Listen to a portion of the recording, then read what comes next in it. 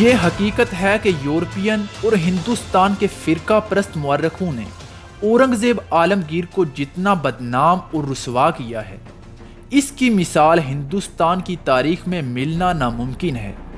ان کو ہندوؤں کا سب سے بڑا دشمن بتایا جاتا ہے اور ان پر الزام ہے کہ بہت سے ہندوؤں کو زبردستی مسلمان بنایا اور لاکھوں ہندوؤں کو صرف اس بات پر قتل کر دیا کیونکہ وہ ہندو تھے۔ اور ان کی بابت کہا جاتا ہے کہ انہوں نے ہندوؤں کے ہزاروں مندر ڈھا دیے، ان کو متعصب، مکار، ظالم اور نہ جانے کیا کیا کہا جاتا ہے۔ غرض یہ کہ بدتر سے بدتر جو الزام کسی ادنا درجے کے حکمران پر لگایا جا سکتا ہے وہ بھی اس بادشاہ کے سر تھوپ دیا گیا ہے۔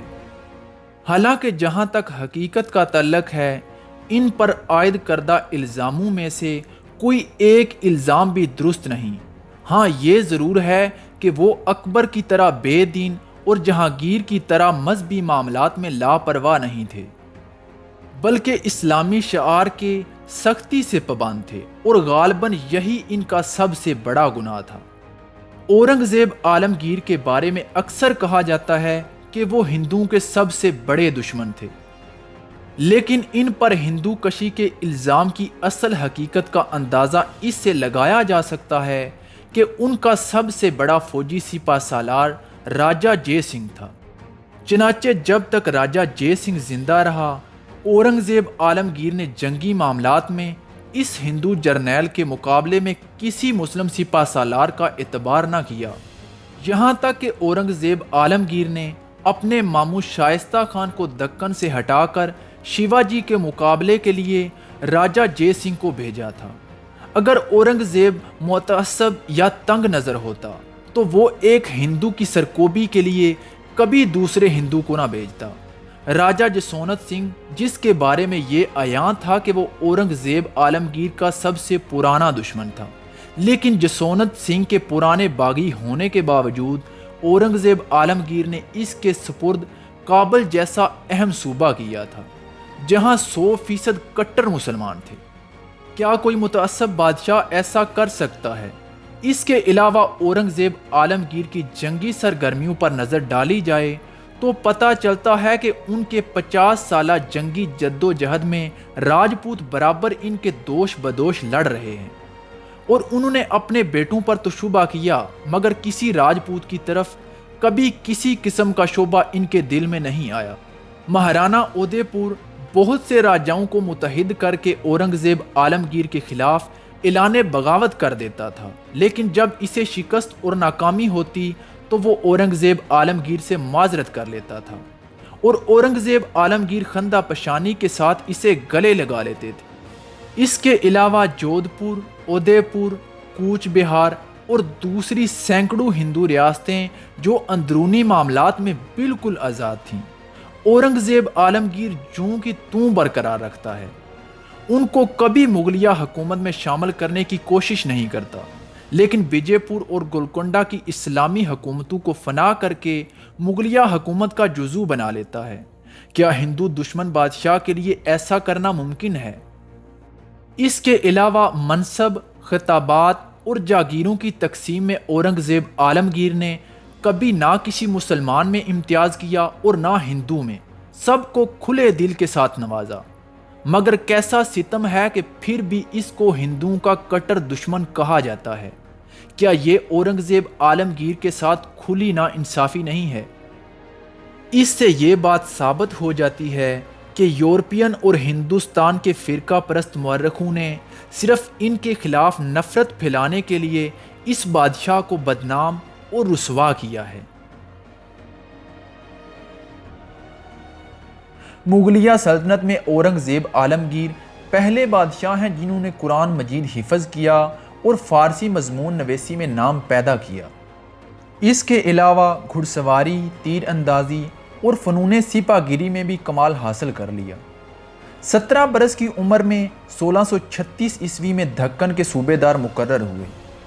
اسی دوران میں آپ نے کئی بغاوتوں کو فروغ کیا اور چند نئے علاقے بھی فتح کیے۔ شاہ جہان کی بیماری کے دوران دارا شکوہ نے تمام انتظام حکومت اپنے ہاتھ میں لے لیے تھے، دارا شکوہ کی اس جلد بازی سے شاہ جہان کی موت کی افواہیں پھیلنے لگیں اور ملک میں ابتری پھیل گئی۔ ان خبروں کے سننے کی وجہ سے شاہ شجاع نے بنگال میں اپنی بادشاہت قائم کر لی اور آگرہ پر فوج کشی کے ارادے سے روانہ ہوا۔ بنارس کے قریب دارا شکوہ اور شجاع کی فوجوں میں جنگ ہوئی، جس میں دارا کو فتح حاصل ہوئی۔ اورنگزیب عالمگیر نے مراد سے مل کر دارا شکوہ کے مقابلے کی ٹھانی اور اجین کے قریب دونوں فوجوں کا آمنا سامنا ہوا۔ اورنگزیب عالمگیر کو فتح ہوئی اور دارا کو شکست ہوئی۔ اس کے بعد سامو گڑھ کے قریب پھر لڑائی ہوئی، جس میں اورنگزیب عالمگیر کو دوبارہ کامیابی ملی۔ اس کامیابی کے بعد اورنگزیب عالمگیر ابو المظفر محی الدین کے لقب سے تخت پر بیٹھے اور آپ نے ہندوؤں اور مسلمانوں کی فضول رسمیں ختم کر دیں اور فحاشی کا انسداد کیا اور خوبصورت مقبروں کی تعمیر و آرائش ممنوع قرار دے دی۔ قوال، نجومی، شاعر موقوف کر دیے گئے، شراب، افیون اور بھنگ بند کر دی گئی، درشن جروکا کی رسم ختم کر دی گئی اور بادشاہوں کو سلام کرنے کا اسلامی طریقہ رائج کیا۔ اس کے علاوہ سکوں پر کلمہ لکھنے کا دستور بھی ختم کر دیا گیا۔ کھانے کی جنسوں پر ہر قسم کے ٹیکس ہٹا دیے گئے۔ جس زمانے میں اورنگزیب عالمگیر اپنے بھائیوں سے لڑ رہے تھے اور اپنی حکومت کے استحکام کی کوششوں میں لگے ہوئے تھے، مرہٹوں کی طاقت جنوبی ہند میں برابر بڑھتی چلی آ رہی تھی اور انہوں نے جنوبی ہند میں بری طرح سے لوٹ اور غارت گری برپا کر رکھی تھی۔ اورنگزیب عالمگیر کے 2.5-3 سال خانہ جنگی میں اور اس کے بعد اپنی حکومت کے استحکام میں صرف ہو گئے تھے۔ اس دوران میں وہ دوسرے ملکی معاملات کی جانب توجہ نہ دے سکے، چنانچہ اس مدت میں مرہٹوں نے اپنی طاقت کو اچھی طرح مضبوط کر لیا۔ مرہٹوں نے شروع میں مغلوں پر ہاتھ صاف نہیں کیا، لیکن بعد کو وہ مغلیہ حکومت کے لیے بھی اچھا خاصا مستقل خطرہ بن گئے تھے۔ جس زمانے میں اورنگزیب عالمگیر ایام شہزادگی میں بیجاپور کے خلاف جنگ لڑ رہے تھے، شیواجی بھی ان کے ملازموں میں شامل تھا اور اس نے اپنے مقبوضہ علاقوں کی اورنگزیب عالم کے ذریعے شاہی سند بھی حاصل کر لی تھی۔ لیکن جب اس نے دیکھا کہ اورنگزیب عالمگیر بری طرح سے بیجاپور کی جنگ میں الجھ گئے ہیں اور بادشاہی علاقے فوج سے خالی پڑے ہیں، تو اس نے مغل علاقوں پر بھی ہاتھ صاف کرنا شروع کر دیا۔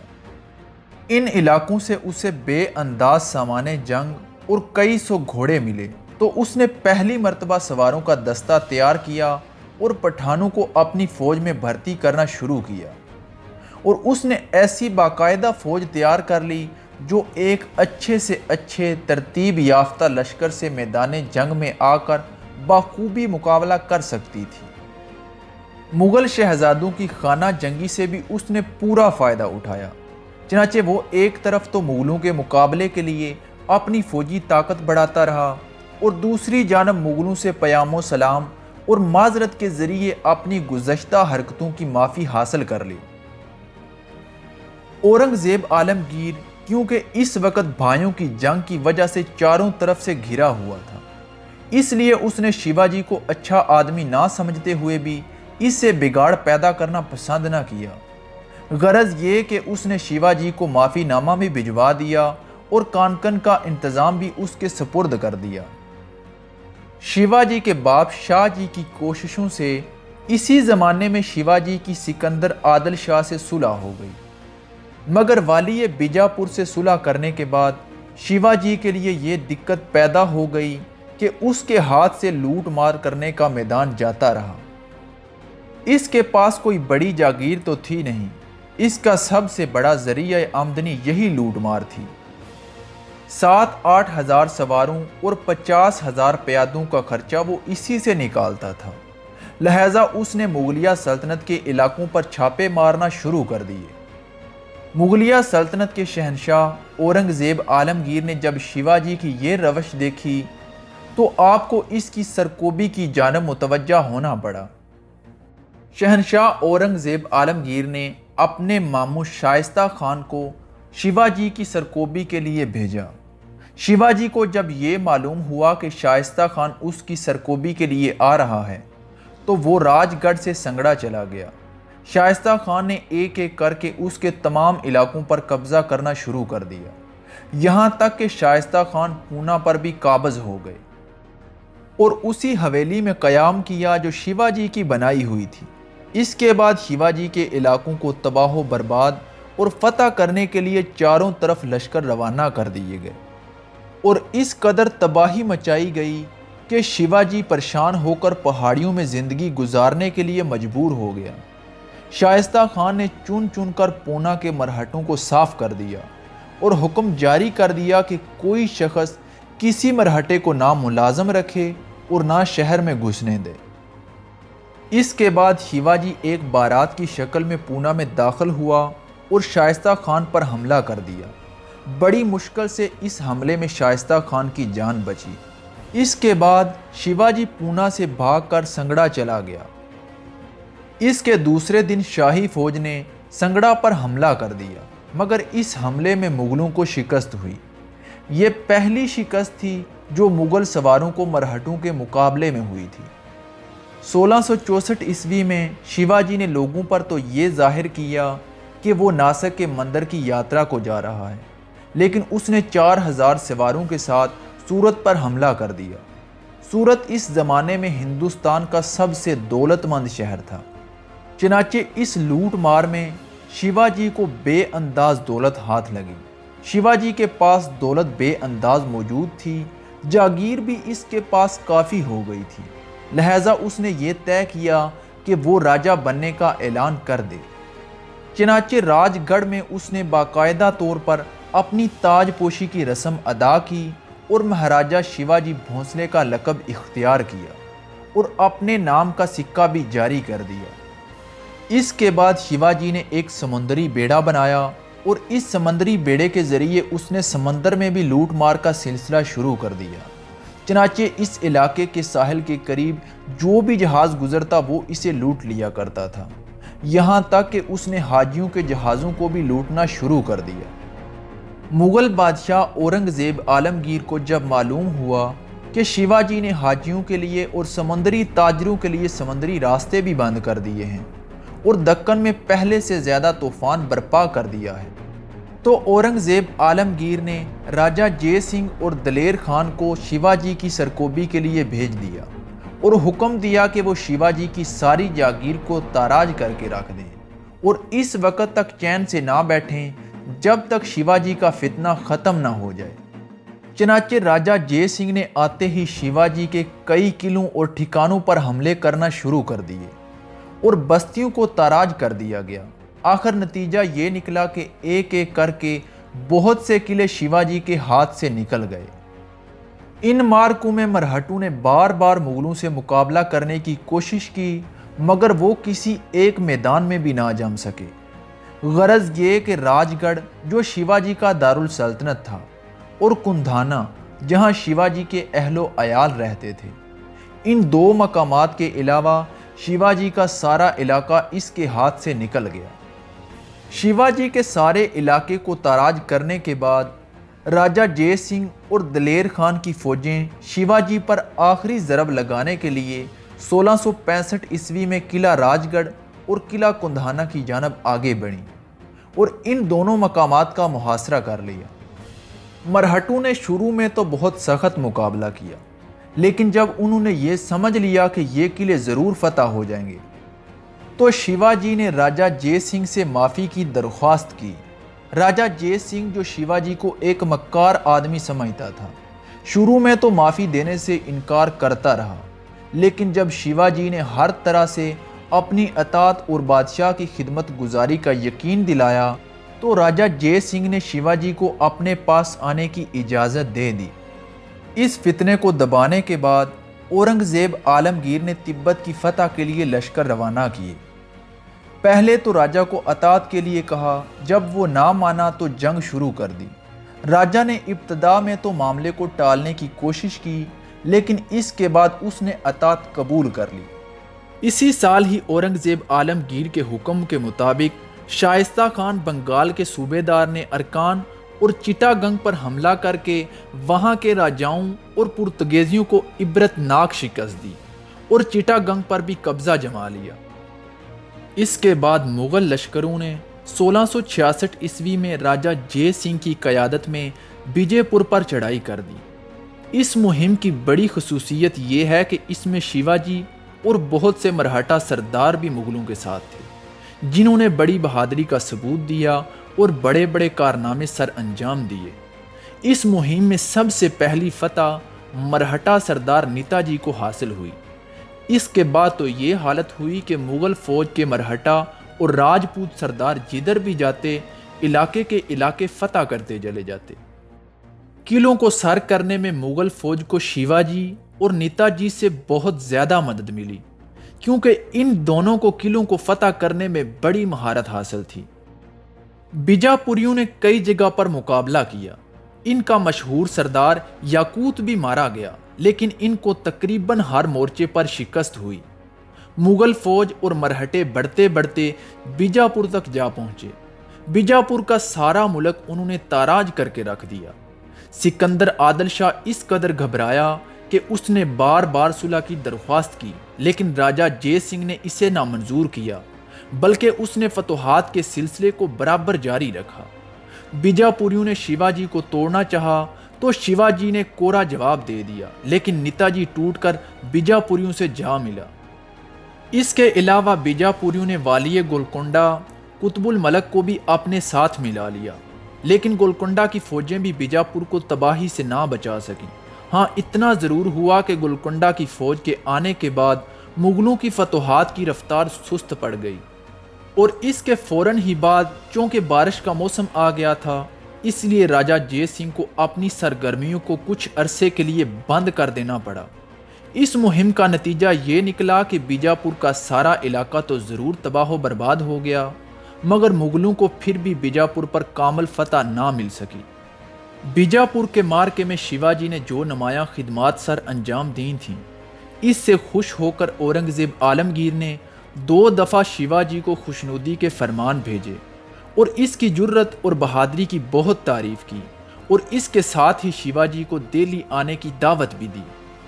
بادشاہ کی دعوت پر اور راجہ جے سنگھ کے ہر طرح اطمینان دلانے پر شیواجی اپنے بیٹے سامبا کے ساتھ 1666 عیسوی میں بادشاہ کی خدمت میں دہلی روانہ ہو گئے۔ لیکن دہلی پہنچنے کے بعد شیواجی کو یہ دیکھ کر افسوس ہوا کہ نہ تو اس کا خاطر خواہ استقبال کیا گیا ہے اور نہ ہی کوئی خاص اعزاز عطا کیا گیا ہے۔ اورنگزیب عالمگیر نے راجہ جے سنگھ کے مکان کے پاس شیواجی کے قیام کا انتظام کرایا اور اسے نظر بند کر دیا گیا، لیکن شیواجی مغل پہرے داروں کو دھوکہ دینے کے بعد وہاں سے فرار ہونے میں کامیاب ہو گیا۔ شیواجی نے دہلی سے فرار ہونے اور دکن پہنچنے کے بعد نئے سرے سے مغلوں کے خلاف 1668 عیسوی میں شورش برپا کر دی، اور والی گولکنڈہ کو اپنے ساتھ ملانے کے بعد شیواجی نے مغلوں کے بہت سے قلعے فتح کر لیے۔ ان حالات کو دیکھتے ہوئے اورنگزیب عالمگیر نے مہابت خان کو 40,000 فوج دے کر شیواجی کی سرکوبی کے لیے بھیجا۔ مہابت خان نے دکن پہنچتے ہی شیواجی کے قلعوں کو فتح کرنا شروع کر دیا۔ مغلوں سے مرہٹوں کی کئی مہینے تک جنگ ہوتی رہی۔ کیفیت یہ تھی کہ کبھی مرہٹے غالب آ جاتے اور کبھی مغل حاوی ہو جاتے۔ آخر مرہٹوں کو شکست ہوئی اور مرہٹوں کے کئی بڑے بڑے سردار اس جنگ میں مارے گئے۔ اس جنگ میں آغر خان ثانی نے بڑی جرت اور بہادری کا ثبوت دیا۔ اس نے پونا تک جو شیواجی کا گھر تھا، سارے علاقے کو تخت و تاراج کر دیا۔ مگر اس کے بعد شیواجی نے جب دوبارہ مغلوں کے خلاف شورش برپا کی تو مغلوں سے بہت سے علاقے چھین لیے، یہاں تک کہ شیواجی نے اپنے باپ کی اس جاگیر پر بھی قبضہ جما لیا جو کرناٹک اور میسور میں تھی اور جس پر شیواجی کا سوتیلا بھائی قابض تھا۔ شیواجی نے اس طرح مرہٹوں کے لیے ایک وسیع اور دولت مند حکومت بنا دی جس کا مرہٹے اس سے قبل تصور بھی نہیں کر سکتے تھے۔ شیواجی کے مرنے کے بعد اس کی جانشینی کا جھگڑا چلا۔ مرہٹوں کا ایک طبقہ سامباجی کے حق میں تھا اور دوسرا طبقہ سامباجی کے چھوٹے بھائی راجہ رام کو تخت پر بٹھانا چاہتا تھا۔ راجہ رام کے حامیوں کو ناکامی ہوئی اور سامباجی باپ کی جگہ راجہ بن گیا۔ اورنگزیب عالمگیر ہندوستان کا پہلا بادشاہ ہے جس نے افغانستان کے آزاد قبائل کے ان علاقوں میں جا کر فتح حاصل کی جو اس سے قبل ناقابل تسخیر کہے جاتے تھے۔ دوسری طرف دکن میں بد نظمی کی انتہا ہو چکی تھی۔ اورنگزیب عالمگیر کے پاس راجہ جے سنگھ جیسے لائق سپہ سالار نہیں تھے جو دکن کو زیر کر سکتے تھے۔ شہزادہ معظم دکن کے نظام کو برقرار رکھنے میں قطعی طور پر ناکام ہو چکا تھا اور اس کے ساتھ جو سپہ سالار تھے وہ بھی ناکام ہو چکے تھے۔ اس لیے مجبوراً اورنگزیب عالمگیر کو 1281 عیسوی میں خود دکن جانا پڑا۔ آپ نے پہلے اجمیر شریف میں حاضری دی، اس کے بعد برہان پور پہنچے۔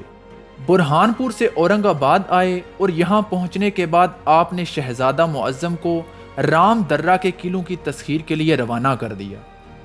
بادشاہ کی دکن میں موجودگی کا بہت اچھا اثر پڑا۔ مرہٹوں کے قلعے ایک ایک کر کے زیر ہونے لگے۔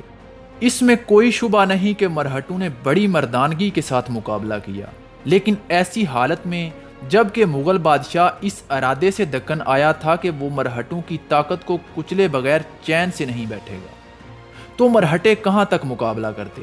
آخر انہوں نے میدان میں آ کر مقابلہ کرنا چھوڑ دیا۔ غرض یہ کہ 3 سال کے اندر اندر 1684 عیسوی میں اورنگزیب عالمگیر نے اپنے بیشتر قلعے مرہٹوں سے واپس لے لیے۔ 1685 عیسوی میں اورنگزیب عالمگیر نے مرہٹوں سے بہت سے قلعے واپس لینے کے بعد اچانک اپنی مہم کا رخ مرہٹوں کے قدیم دوست والی گولکنڈہ کی جانب کر دیا، چونکہ اورنگزیب عالمگیر کو یہ خدشہ تھا کہ کہیں ایسا نہ ہو کہ جب وہ بیجاپور کی جانب یورش کریں تو مرہٹے اور گولکنڈہ والے متحد ہو کر مغلوں کے لیے پریشانیاں پیدا کر دیں۔ گولکنڈہ کی فوجوں نے ابتدا میں تو شاہی لشکر کا مقابلہ کیا، لیکن بعد میں ان کے پاؤں ایسے اکھڑے کہ مغل فوجیں حیدرآباد تک جا پہنچیں۔